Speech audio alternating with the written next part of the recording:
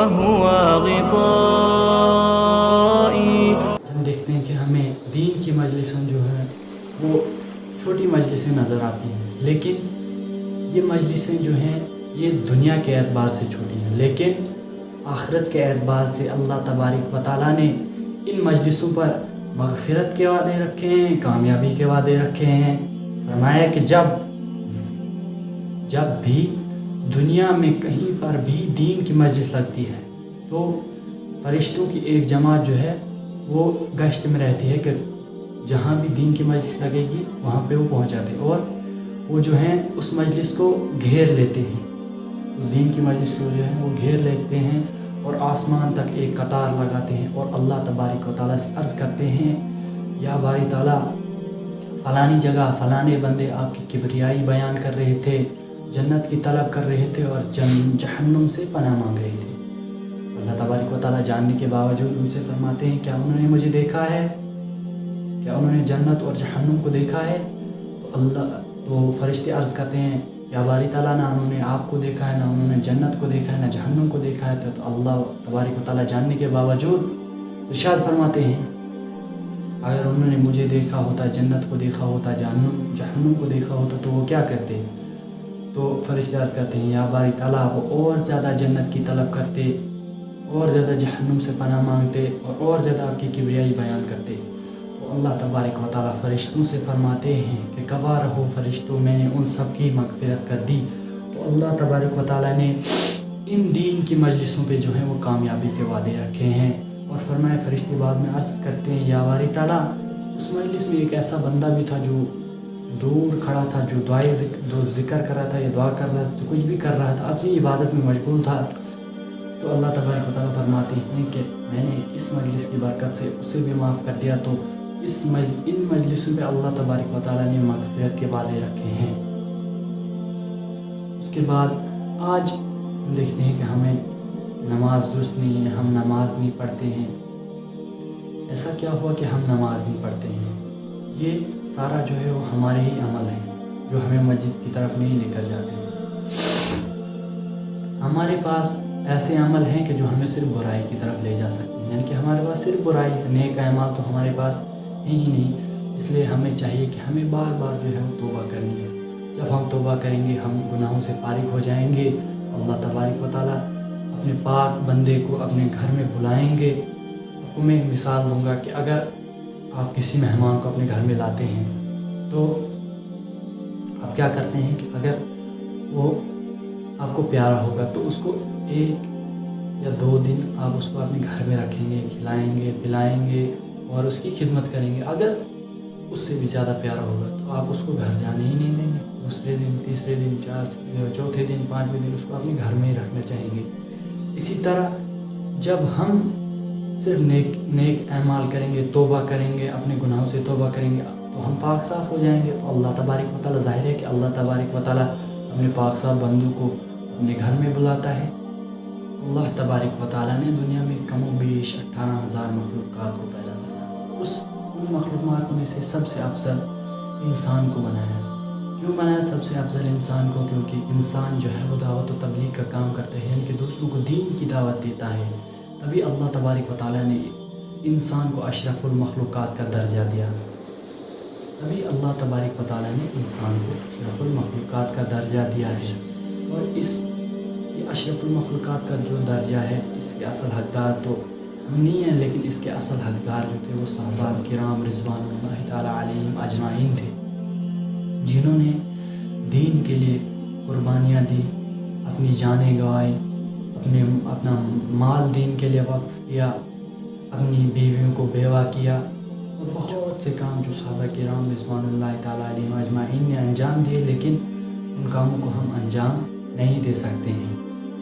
دنیا کے بارے میں ایک بہت بڑی مثال کتابوں میں لکھی ہوئی ہے، جس میں ہے کہ 3 بھائی تھے اور ان کا جو ایک دوسرا بھائی تھا، چوتھا بھائی، 4 بھائی تھے اور 3 اس کے چھوٹے بھائی تھے اور ایک وہ بڑا بھائی تھا. جب اس کی موت کا وقت قریب آیا، بڑے بھائی کی موت کا وقت قریب آیا تو اس نے تینوں بھائیوں کو بلایا اور پہلے بھائی سے پوچھا کہ میری نزا کا وقت نزدیک آ چکا ہے تو تم میرے لیے کیا کرو گے؟ اس نے کہا کہ میں تمہارے ساتھ جاؤں گا، تمہیں قبر تک لے جاؤں گا اور تمہیں دفن کر دوں گا۔ اور دوسرے بھائی سے پوچھا کہ تم میرے لیے کیا کرو گے؟ تو اس دوسرے بھائی نے جواب دیا کہ میں تمہارے ساتھ تب تک ہوں جب تک تم اس دنیا میں ہو، جب تک تم زندہ ہو۔ اگر تم مر جاؤ گے تو میں دوسرے کے پاس چلا جاؤں گا۔ اور تیسرے بھائی سے پوچھا کہ تم میرے لیے کیا کرو گے؟ اس تیسرے بھائی نے جواب دیا کہ میں تمہارے ساتھ رہوں گا، تمہارے ساتھ قبر میں آؤں گا، جب تک نہ تم جنت میں چلے جاؤ تب تک میں تمہارا ساتھ دوں گا۔ اور ان تینوں کی مثال کیا ہے؟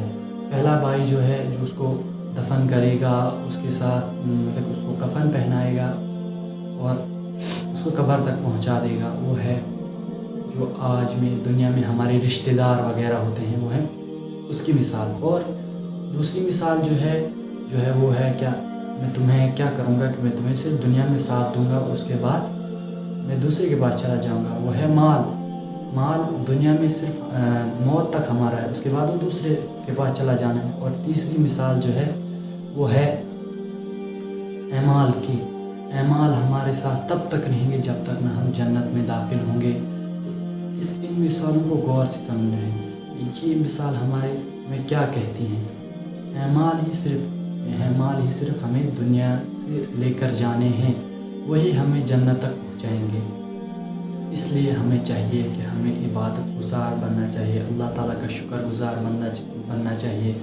شکر گزار بندہ کیا بننا ہے کہ فرمایا کہ ایک بار حضرت موسیٰ علیہ السلام غالباً وہ اللہ تبارک و تعالیٰ سے کلام کرتے تھے، کلام کرنے جا رہے تھے، تو اس کو موسیٰ علیہ السلام کو راستے میں 2 شخص ملے۔ پہلا شخص ملا وہ بہت غریب تھا، وہ کہنے لگا کہ یا موسیٰ کلیم اللہ، آپ اللہ تبارک و تعالیٰ سے کہنا کہ وہ بہت غریب ہے، وہ مال مانگ رہا ہے آپ سے۔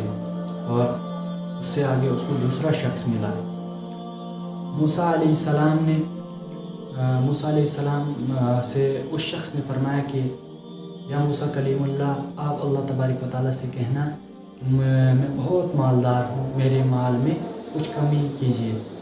تو موسیٰ علیہ السلام اللہ تبارک و تعالیٰ سے کلام کرنے کے لیے جب آسمان پر گئے تو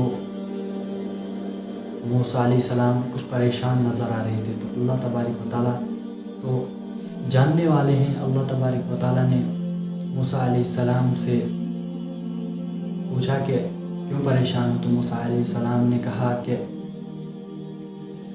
میں جو ہوں، میں 2 شخصوں کے ساتھ مل کر آ رہا ہوں، تو اللہ تبارک و تعالیٰ نے فرمایا کہ میں دونوں کو جانتا ہوں، جو بات انہوں نے آپ سے کہی ہے میں وہ بھی جانتا ہوں۔ تو اللہ تبارک و تعالیٰ فرماتے ہیں کہ وہ کہنا کہ جس کے پاس مال زیادہ ہے اس سے کہنا کہ تو میری ناشکری کرے، اور دوسرا جو بندہ ہے اس سے کہنا کہ تو میرا شکر کرے۔ اور جب موسیٰ علیہ السلام واپس گئے تو وہ جو تھا، وہ امیر بندہ جو تھا، وہ انار کھا رہا تھا۔ تو موسیٰ علیہ السلام نے فرمایا کہ اللہ تبارک و تعالیٰ نے فرمایا ہے کہ آپ جو ہے اللہ تبارک و تعالیٰ کی ناشکری کرو۔ تو وہ جو انار کھا رہا تھا اس سے ایک جھٹکا جیسا لگا، تو اس سے وہ انار نیچے گر گیا، اور فرمایا کہ وہ کہنے لگا کہ جس رب نے مجھے اتنا عطا کیا ہے کیا میں اس کی ناشکری کروں؟ تو انار بھی موتی بن گئے۔ اس کے بعد موسیٰ علیہ السلام دوسرے شخص کے پاس گئے، اس نے ایک لنگوٹی پہنی ہوئی تھی۔ موسیٰ علیہ السلام نے اس شخص سے کہا کہ وہ اللہ تبارک و تعالیٰ کی شکر گزاری کر۔ تو وہ بندہ جو تھا وہ کہنے لگا کہ اللہ تبارک و تعالیٰ نے مجھے دیا ہی کیا ہے، نعوذ باللہ، تو میں اللہ تبارک و تعالیٰ کا شکر ادا کروں۔ تو اس کی جو لنگوٹی تھی، ہوا کا جھونکا ہے، اس کی لنگوٹی بھی اڑ گئی۔ تو یہ ہے اللہ تبارک و تعالیٰ کی جو شکر کرتا ہے اس کو اور زیادہ ملتا ہے، اور جو ناشکری کرتا ہے اس کو اس سے بھی کم ملتا ہے۔ اور ہمیں چاہیے کہ ہمیں اللہ تبارک و تعالیٰ کی عبادت جو ہے وہ دل جان سے کرنی ہے۔ عبادت سے جو ہے عبادت سے جنت ملتی ہے اور خدمت سے خدا ملتا ہے۔ یہ دونوں معاملے جو ہیں ہم نے لوگوں کے ساتھ کرنے ہیں، لوگوں کی خدمت کرنی ہے، خدمت سے خدا ملتا ہے، اور عبادت سے جنت ملتی ہے۔ ہمیں عبادت بھی کرنی ہے اور خدمت بھی کرنی ہے، ایسا نہیں کہ ہمیں عبادت چھوڑ دیں گے تو صرف خدمت سے خدا ملے گا ایسا نہیں ہے، خدمت سے خدا ملے گا، لیکن عبادت بھی ضروری ہے، کیونکہ اللہ تبارک اگر ہم ایک حکم کو اگر ہم اللہ تبارک و تعالیٰ کے ایک حکم کو مانیں گے اور دوسرے کو چھوڑ دیں گے تو اس میں وہ بات نہیں رہے گی۔ اسی طرح اللہ تبارک و تعالیٰ ہمیں کہنے اور سننے سے زیادہ عمل کی توفیق عطا فرمائے۔ وآخر دعوانا الحمد للہ رب العالمین، آمین۔